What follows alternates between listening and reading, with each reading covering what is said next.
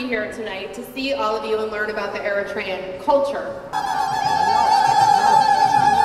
I'm going to be brief in my proclamation. I'm going to read it out.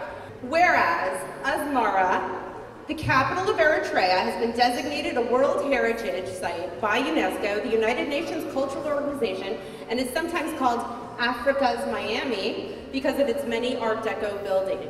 As Mayor and Commissioners of the City of Miami Beach hereby proclaim September 27, 2017 Asmara Heritage Day in the City of Miami Beach. Congratulations.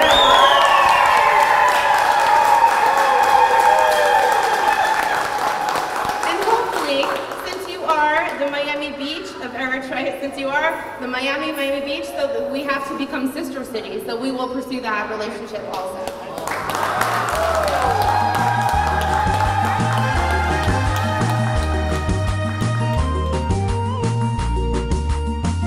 Excellencies, distinguished guests, ladies and gentlemen, we have an interest to establish and build cooperation with modern heritage city like Miami, Art Deco City, and exchange of experience on the matter of conservation, management, and technical issues.